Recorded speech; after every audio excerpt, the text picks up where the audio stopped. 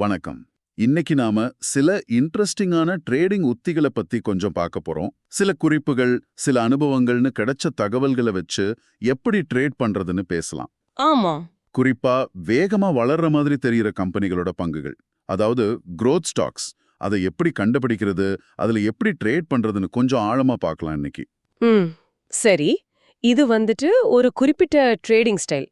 இதுக்கும் நாம பொதுவா கேள்விப்படுற வேல்யூ இன்வெஸ்டிங் இருக்கு இல்லையா, அதுக்கும் என்ன வித்தியாசம்? ஆமா, அது முக்கியம். குறிப்பா இந்த PE ரேஷியோ மாதிரி விஷயங்கள்ல இதை எப்படி பாக்குதுன்னு புரிஞ்சுக்கலாம்.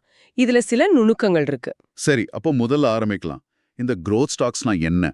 சிம்பிளா சொன்னா, வேகமா வருமானம் ஈற்ற இல்ல லாபம் பாக்குற கம்பெனிகள், இல்லனா எதிர்காலத்துல அப்படி பயங்கரமா பண்ணுவாங்கன்னு ஒரு எதிர்பார்ப்பு இருக்கும். ஓஹோ, இவங்களோட PE ரேஷியோ பாத்தீங்கன்னா ரொம்ப அதிகமா இருக்கும் சில சமயம். ஆமா, அதுதான் எனக்கும் தோணுச்சு. சில சமயம் லாபமே இல்லாம கூட இருக்குமே. ஆரம்பத்துல ஃபேஸ்புக், ஊபர் எல்லாம் அப்படிதானே இருந்தாங்க. Correct correct. ஆனா அமேசான், மைக்ரோசாஃப்ட் மாதிரி ஸ்டாக்ஸ் பல வருஷம் அதிக பிஇலேயே ட்ரேட் ஆகி இன்வெஸ்டர்களுக்கு பெரிய லாபம் கொடுத்துருக்கு.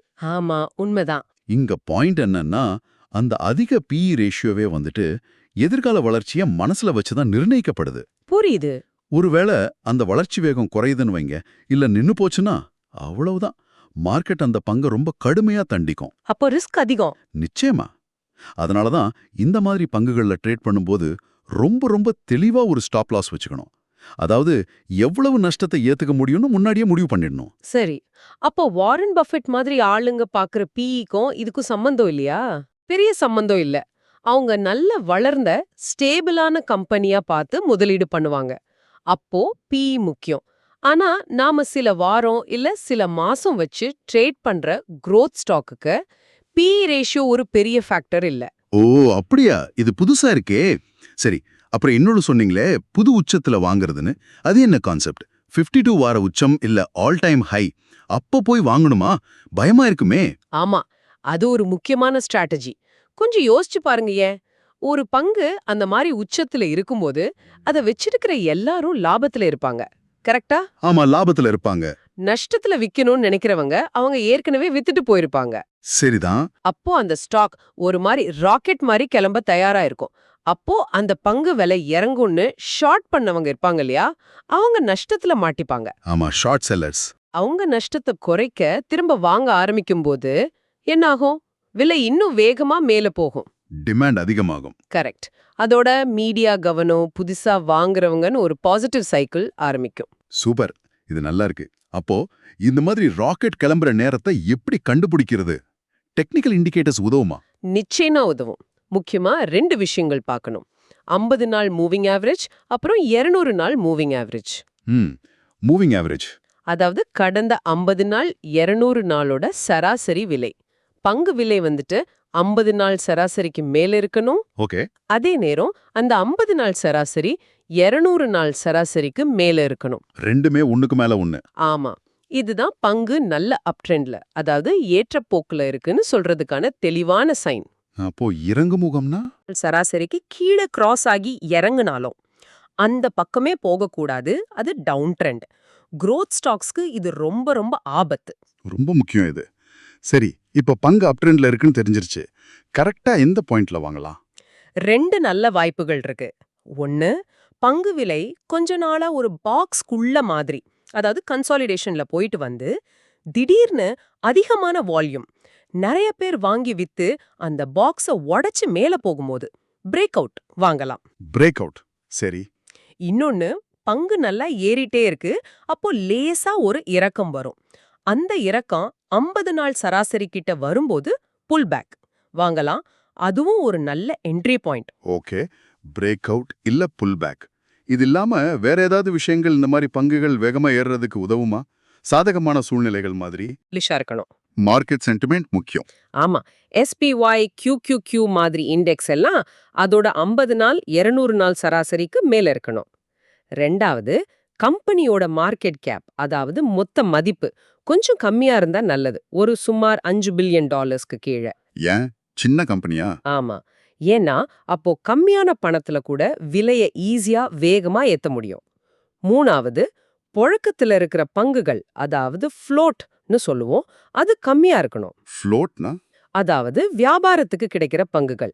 அது மொத்த பங்குகள்ல ஒரு 20%க்கும் கம்மியா இருந்தா, அப்போ சின்னதா ஒரு டிமாண்ட் வந்தா கூட, இல்ல சப்ளை குறைஞ்சா கூட, விலையில பெரிய தாக்கம் தெரியும். வேகமா ஏறும், இல்ல இறங்கும். லிஃப்ட் ட்விட்டர் ஆரம்பத்துல அப்படிதான் இருந்துச்சு. ஓஹோ, இன்ட்ரெஸ்டிங். 4வது ஹை ஷார்ட் இன்ட்ரெஸ்ட். அதாவது நிறைய பேர் அந்த பங்கு விலை இறங்கும்னு ஷார்ட் பண்ணி வச்சிருக்கணும், ஒரு 10%க்கு மேல. அது எதுக்கு நல்லது? ஏன்னா பங்கு விலை கொஞ்சம் ஏற ஆரம்பிச்சோன்னு இந்த ஷார்ட் பண்ணவங்க பயந்துடுவாங்க. அவங்க நஷ்டத்தை குறைக்க பங்குகளை திரும்ப வாங்கி ஆகணும். அப்படி வாங்க ஆரம்பிச்சா ஷார்ட் ஸ்குவீஸ், விலை இன்னும் ராக்கெட் மாதிரி போகுமே. கரெக்டா சொன்னீங்க, அது விலையை இன்னும் பயங்கரமா ஏத்தும். சூப்பர். வாங்குறதுக்கு இவ்ளோ விஷயம் இருக்கு. சரி, இப்ப விக்கிறது எப்போ? இதுதான் $1 மில்லியன் கேள்வி இல்லையா? ஆமா, இதுதான் கொஞ்சம் கஷ்டமான பகுதி. சில பொதுவான ரூல்ஸ் இருக்கு. 1, ரொம்ப குறுகிய காலத்துல பெரிய லாபம் பார்த்துட்டா, உதாரணத்துக்கு 2 வாரத்துல 100% இல்ல மொத்தமா 300%, அப்படி லாபம் வந்தா யோசிக்காம வித்துறலாம். பேராசைப்படாம. ஆமா. இன்னொன்னு, எப்போ உங்க ஃப்ரெண்ட்ஸ், ஃபேமிலி, நியூஸ், ஏன் நீங்க போற டாக்ஸி டிரைவர் கூட ஒரு குறிப்பிட்ட பங்க பத்தி பேச ஆரம்பிக்கிறாங்களோ, அப்போ கொஞ்சம் ஜாக்கிரதையா இருந்து விக்கிறது நல்லது. அது உச்சத்தோட அறிகுறியா இருக்கலாம். ஓ, பப்ளிக் எக்ஸைட்மெண்ட் அதிகமானா? ஆமா. டெக்னிக்கலா பார்த்தா ரொம்ப சிம்பிள். பங்கு விலை எப்போ 50 நாள் இல்ல 200 நாள் சராசரிக்கு கீழே க்ளோஸ் ஆகுதோ அன்னைக்கே வித்துட்டு வெளியே வந்துடணும். யோசிக்கவே கூடாது. ஸ்ட்ரிக்ட்டா ஃபாலோ பண்ணணும். சரி, கடைசி ஆனா ரொம்ப முக்கியமானது, ரிஸ்க் மேனேஜ்மெண்ட். அத பத்தி சொல்லுங்க. இது இல்லாம இந்த கேம் ஆடவே முடியாது. இதுதான் உயிர் நாடி. முதல் விதி, ஒவ்வொரு ட்ரேட்லயும் உங்க மொத்த கேபிட்டல்ல ஒரு சின்ன பெர்சன்டேஜ் தான் ரிஸ்க் எடுக்கணும். உதாரணத்துக்கு 1% இல்ல 2%, அதுக்கு மேல வேண்டாம். Position sizing. கரெக்ட். 2வது ஸ்டாப் லாஸ். ட்ரேட் எடுக்கும் போதே எங்க நஷ்டத்தை கட் பண்ணணும்னு முடிவு பண்ணிட்டு அதை சிஸ்டம்ல போட்டுடணும். கண்டிப்பா அதை மதிக்கணும். 3வது ரொம்ப ரொம்ப முக்கியம், நஷ்டத்துல போற பங்குல போய் இன்னும் காசு போட்டு ஆவரேஜ் பண்ணவே பண்ணாதீங்க. Never add to a losing position. சத்தியமா, இதுதான் நிறைய பேர் பணத்தை இழக்கிறதுக்கு காரணம். இது உங்க மொத்த அக்கவுண்ட்டையும் காலி பண்ணிடும். ஆக மொத்தத்துல இந்த growth ஸ்டாக் ட்ரேடிங்கிறது வந்துட்டு மொமெண்டம், சில டெக்னிக்கல் சிக்னல்ஸ், அப்புறம் ரொம்ப ஸ்ட்ரிக்டான ரிஸ்க் கண்ட்ரோல், இதை நம்பி தான் இருக்கு. ஆமா, இதுல முக்கியமான ஒரு சைக்கலாஜிக்கல் விஷயம் இருக்கு. புது உச்சத்துல வாங்குறது மனசு கேட்காது. ஐயோ இவ்ளோ ஏறிடுச்சே, இதுக்கு மேல ஏறுமா, இப்ப போய் வாங்கலாமான்னு ஒரு தயக்கம் வரும். கண்டிப்பா வரும். ஆனா இந்த மாதிரி உத்திகள்ல ஜெயிக்கணும்னா அந்த பயத்தை, அந்த உணர்ச்சிகளை தாண்டி வரணும். ரூல்ஸ் என்ன சொல்லுதோ அதை ரொம்ப டிசிப்ளின்டா ஃபாலோ பண்ணணும். அதுதான் முக்கியம். அருமையா சொன்னீங்க. ரொம்ப தெளிவா இருந்தது. நன்றி. நன்றி. இன்றைய நாள் உங்களுக்கு லாபகரமாக அமைய வாழ்த்துக்கள்.